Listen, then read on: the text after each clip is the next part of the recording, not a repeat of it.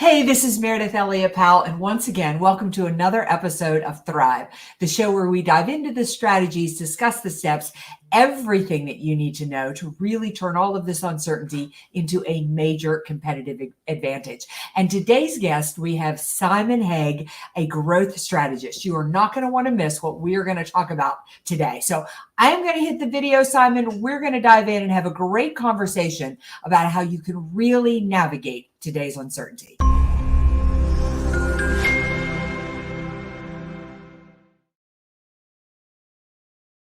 All right. Welcome again to Thrive. Simon, welcome to the show. And for those that don't know you, give us a little bit of background on Simon. What exactly does a growth strategist do? And how the heck did you get into this?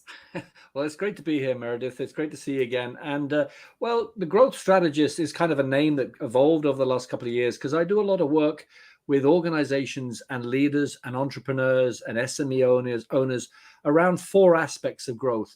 First up, their mindset. So that they have the right resilience, awareness, motivation, grit. Second up, leadership growth capabilities. So can they be more assertive, influential? Then the business growth stuff, which you know more about than I do, around do you have the right strategy, the right drive, the right direction? And then finally, the brand growth. Are you building your reputation and maintaining that? So it's four aspects of growth, as it were. And I guess, it's just been a 28-year journey that got me here. I've worked in 5 countries. I've had C-suite roles. I've done a lot of observing. I've done a lot of picking apart, and I've also been an entrepreneur. So really, it's life's experiences that got me to this point. When I was doing the research on you and I looked at the 4 areas that you work around, one question I had, I want to talk a lot today about mindset, because when it comes to uncertainty and change, that's one of the biggest places people struggle is with mindset. But one of the questions I have, when you look at those 4, is it necessary to have all 4 in order to really be positioned well for growth? And do they need to happen in order? That was one of my questions. Well, that's a great question. I've never been asked that. I guess not necessarily sequential, but I do think it's important that, particularly as we're coming out of the pandemic period, and I think we've realized, as you know, that organizations don't exist separate from the people within them. They are dependent on the people, and I think people have realized we're a lot more sensitive and a lot more aware coming out of this pandemic. And so I don't think you can separate. Organizations need to really be mindful of the mindset of people in those organizations. Otherwise, you're going to have attrition and problems with retention and morale. And there are all sorts of issues around inclusion, etc. And then in leadership, which I'll come on to a second. I mean, I think leadership is really being shown up to be something that's been challenged. I think there's a huge leadership deficit, I think, going on in the world. And so I think you can't deduct that. And then, business growth, obviously, is a whole area in itself. And you can't detach that from brand as well, because the way I kind of pull the 4 together is organizations are run by what I call the 3 R's. If you can imagine a triangle, and at the top you have revenue, which is the business growth. You have the reputation, which is the brand growth, and then the risk. So revenue, reputation, risk. And the risk is about the people in the business. So I think they are all interlocked. Some businesses need to work on more at different times, but that's a great question.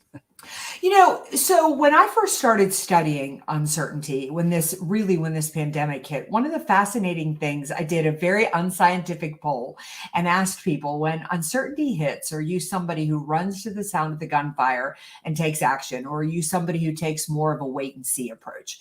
So many more people, over 70% answering that poll, said we take a wait and see approach. We want to take action, but we're fearful, we're afraid, we're concerned, not even sure what the right thing is to do. So I love the fact that you start, or at least one of your pieces is mindset. If you could did you always focus on mindset? Is that something that's, that sort of has basically occurred to you? And if you don't have your head right, how do you as a leader begin to get your head right so you can help others on your team get their head right? Again, that's a great question. I didn't start with the mindset. I started more with, I've got a couple of books on deal making and deal closing and contract law. And so I started along that sales deal, more kind of linear quantitative stuff. And yet, as my work has developed, the more I've realized is that's the top end of the triangle, the revenue. but that triangle is going to topple over if you don't work on the risk and reputation, the mindset and the brand stuff. And so, today it's clear that organizations, we're living in this VUCA world, volatile, uncertain, complex, ambiguous world, and businesses are struggling with what I call a three-legged stool, right? On the one hand, they're struggling with efficiencies and costs efficiencies, etc., while also at the same time having to project out the communication that everything's doing okay, while at the same time having to create 2, 3, 5-year plans. And that's really complicated. So leaders in organizations need to be agile. They need to have vision, they need to have an understanding, and they need to have clarity. And I guess overriding all of that is, unless they can get the trust of their employees and stakeholders, that three-legged stool is going to collapse. So you can't ignore mindset. You just can't. Yeah, I think that Joe is making such a great comment here. He said, leadership is being challenged to let go of their past power, to be more inclusive, to add individuals under them to rise up. So not to fear their success, but actually encourage it. I mean, Yeah. such a great observation, and a lot with what you're saying, Simon, around trust. Here's the irony of it. And it's a reason I believe we have a leadership deficit right now. I think our leadership deficit starts all the way back at 2008, when we had that first kind of, economic crisis. Leaders started to hang on with everything they've got, which is understandable. I mean, you're fearful you're going to lose your business. The irony is the fastest way to lose your business is to hang on too tight and not let people in. Would you agree? Yeah, I agree. And, Marshall Goldsmith, the world's #1 leadership thinker, talks about, he says, to be successful in tomorrow's world. And we're in tomorrow's world today. Yeah. We kind of went to bed in 2019 and we've woken up in 2030, right? Right. Leaders have to embrace global thinking, cross-cultural diversity, understand rapidly changing technology, rely more on collaborations, and be facilitators rather than experts. And the final part is the best part. The facilitators rather than experts mean tap into your humanistic capabilities. We hear a lot about authenticity and vulnerability. Yes, you do, but you still have to be, while being calm and compassionate as a leader, you still have to be courageous. So I prefer talking about being humanistic leaders, having that awareness. You need to be strong and tough at times, but having that awareness, that empathetic awareness, that the times are tough. And I've just recently been on a program with the Door Institute of New Leaders, and they interestingly break down into 5 main categories now of competent leadership competencies going forward. The first one is knowing yourself. Yeah. The second one is controlling yourself. The third one is growing yourself. The fourth one is being aware of others. And the final one is working with others. So working with others is just the end of it. You've got to know, control, and grow yourself and be aware as well. It's critically important. I love this whole idea of being humanistic. I'd not heard that before. Yeah. And you're so right. You have to be able to, make a decision when a decision needs to be made. You need to be tough, and you need to hold people accountable. At the same time, you need to have empathy. Are we born that way, or are those skills we can learn? I think they are skills we can learn. I mean, I take my own career. I started off as I suppose, as a cast iron capitalist. I was trained as a lawyer. I ended up in the corporate world, and all this stuff around mindset and empathy and emotional intelligence, trust never, ever came across my agenda. Never did. So I've had to pick it up because I've been through my own journey in life, Meridith, and I've had some ups and I've had some downs.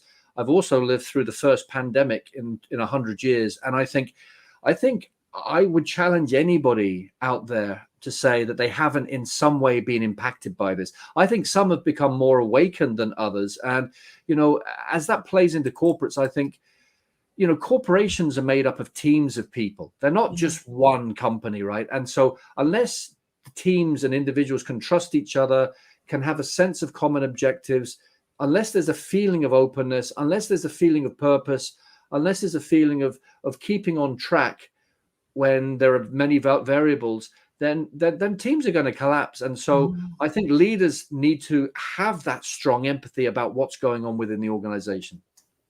Yeah, thank you so much. A good book on VUCA, VUCA, and mindset is Mark Devine's. I have read that book. It is a great book, and it's it's a great addition here. You're talking so much about trust and community and that that sense of purpose. And I'm kind of like you. I came up from the side of let's just get results and let's make it happen. And then the more I started to study people, if you want to engage them, they need a sense of purpose. They need to feel like they're valued. They need to feel like they matter. And ironically, we lost good pieces of that due to the pandemic because we've been so disconnected. What are some strategies that you advise your clients when you go in and you really, like, I can think of a company that I'm working with right now, and that's where we've got to start is with trust. And I've been so impressed by the CEO because we have real work to do. We need to get results. But he allowed so much of the first face-to-face meeting we had to really be about connection and relationship building. I was really impressed with him. So just curious, kind of what are your thoughts on, if you're struggling to build trust, what do you do? I think for me, there's 5 things that I kind of try and bring to bear into some of the organizations I work with.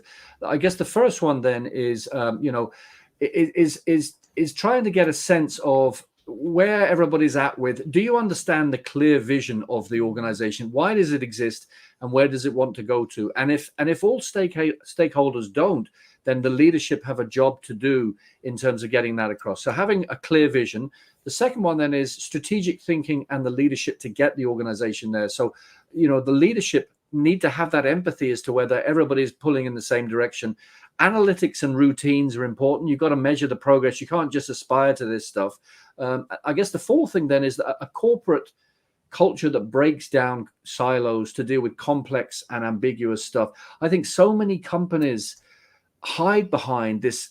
Oh, we're so complicated. We have silos. We can't actually create an environment of trust. That's a load of rubbish. Just break some of those silos down. Business isn't really that complicated. It's about how much you can bring in and how much can you stop from going out, and treat stakeholders as well as possible. And then finally, having the agility to respond quickly to change, but in as transparent and honorable way as possible. And I'll just finish with this. I've worked with some amazing leaders like Michael Dell, and one of the most important things is leadership in organizations mustn't be as honest and transparent as you can be, because if you're not, as much as you can from a corporate perspective, because if you're not, what the first thing that's going to happen is staff are going to fill the vacuum with anxiety, and that breaks down trust. That breaks down trust. So it's simpler said than done. But it is simple. It just needs to be done. Yeah, we do way overcomplicate it. I love that you brought up silos, because I want to talk about silos for a moment. They, in any organization you go into, they are so prevalent. And I think breaking down silos is one of the biggest challenges, because there's just, it was one thing, you could have silos when the only competition you had was the guy down the street. Now we're in a global market where customers have choices. Businesses have more challenges in front of them than they've ever had before. They don't need competition inside their walls. They've got enough kind of happening out. What are some suggestions? What are things that leaders need to do in order to try to break down silos? I think the first thing is the way that they communicate. I worked for a tech company in California for a bit, and the CEO had this saying: he would practice democratic decision making, dictatorial execution. In other words, I love that. Yeah. So in other words, he and he wasn't arrogant, so he didn't have the cool, posh corporate office in the corner of the building on the top floor. He would actually rotate around the place. So for him, it's about, resilient leaders operate through the dual prisms of calm, pragmatic strength, but also being compassionate, empathetic, and being aware as well. So as much as you can, try and involve as many, stakeholders you can in the decision-making process, right? Try and break that down. Try and create a culture of what if, right? Ask people what if. But at the end of the day, the boss, the CEO, needs to take that dictatorial execution decision. And they need to be accountable for it. And that takes courage as well. Don't hide behind your staff. So it's a kind of a seesaw balance. Democratic decision-making, try and break down communication barriers, but at the same time, you as a boss have to make the decision, if that makes sense. I think that's the first thing. I guess also, I think it's incumbent on leadership to ensure a steady purpose and a mission in organizations. I mean, and leadership never has perfect input, right? It has to operate through expediency rather than perfection. Like, because business is changing, everything's changing every day. So for leaders need to at least project out, and I'm not saying lying, but at least give a sense that the business has a steady purpose and a mission while being as honest as possible. And then finally, I think, resilient leadership, particularly coming out of this time, needs to provide a bridge to the future. I think that's so important. And being calm and open-minded and forward-thinking and being humanistic. So I could talk about this forever, Meridith. That's great. It's such an interesting conversation. I love Joe's comment here too. Leadership is like a parent. I have always said, I am old enough that I grew up that business was business and family was family. And that is that is not true at all. We are individuals coming into work, and it's the same dynamic. He said the parent appreciates their children's success and it's their legacy. Unconditional love is needed more in business from leaders and not just our personal life. As Simon says, which no pun there, trust, authenticity, and altruistic purpose are key to holding the rising tide against great resignations. I love that Joe brought up this great resignation and this idea that, maybe as leaders, we can do some things to stop it. What are your thoughts on that? I just heard that in September, just about 4 million people resigned from their jobs. I don't have a single client that isn't struggling for labor right now. What are your thoughts on this? And do leaders kind of stand a chance in the midst of this? It's an interesting question. I'll go back to a little bit what you said first about, I recently saw a study that those leaders who behave and talk and communicate in the same way in the office as they do at home tend to have more followers. Yes. And so be authentic, just be yourself. Don't pretend to be this corporate robot. In the 80s and 90s, when I was going through the system, you were told, as a young lawyer, I was told, Simon, you have to be perfect. That's rubbish. I'm a human being. Sometimes I'm going to make a mistake. When I do a podcast, I'm going to stutter sometimes. Nobody listens to the stuttering or the mistakes. They're listening to the tone of your voice, the intent in your voice, the meaning that you're trying to project forward. Communication isn't necessarily about the words. It's about how we connect. So I think that's really, really important for leaders. I think in more granular details, I think companies really, really, really need to be more intentional about how they define their purpose and get that message across. If they don't do that, they are going to keep losing. I think really, really important, they need to adopt a very inclusive decision-making process. And I think leaders as well, at all levels in organization, need to have much more of what I call an inclusive mindset, right? That means up and down, horizontally, cross-culturally, and because we are, as Marshall said, we are living in a much more DEI universe. And when I say DEI, I don't just mean culturally or racially, I mean in every respect. And I think those leaders who don't pick up on this, I think are going to be left behind. I agree. I mean, I love the fact that you said, we basically went to bed in 2019 and we woke up in 2030. And, this whole idea of an inclusive mindset, where I struggle in understanding the resistance is I have an exercise that I always do when I have speaking engagements. And as a leader, basically what Simon is telling you is take any challenge, problem, or opportunity you have and ask other people for their ideas and opinions. Yeah. That means you don't have to carry the stress and the weight of solving it on your own. Now you've involved everybody. And the moment you do, it becomes an inclusive problem solving. They're automatically going to feel like they are valued because you've asked them for your opinion.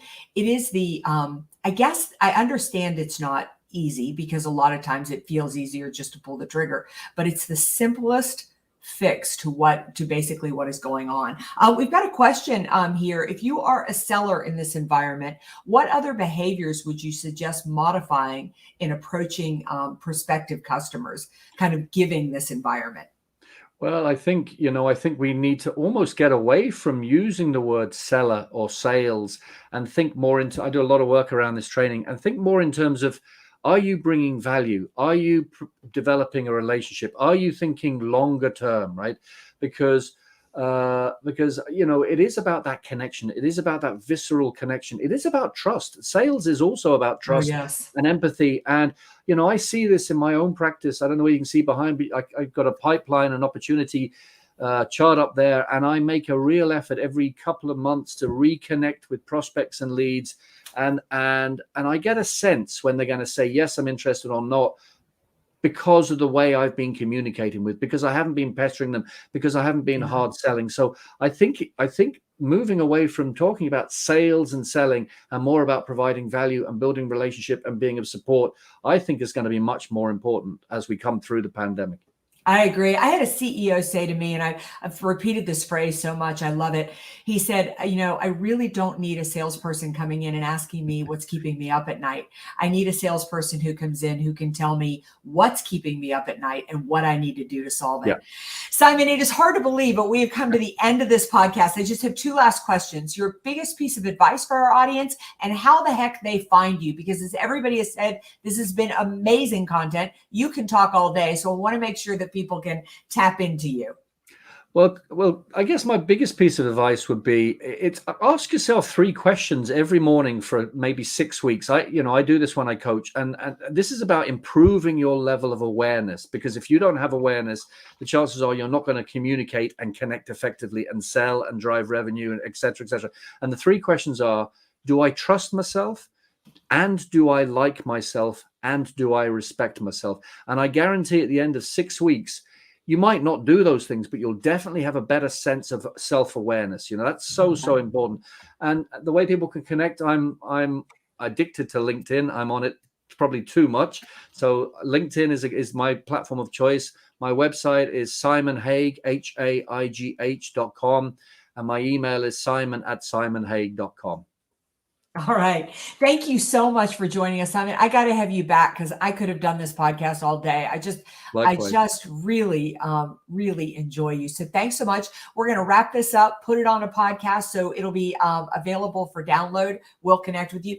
Thank you, everybody, for an engaging conversation. We'll see you right back here next week for another episode of Thrive, turning uncertainty to your competitive advantage. See you next week.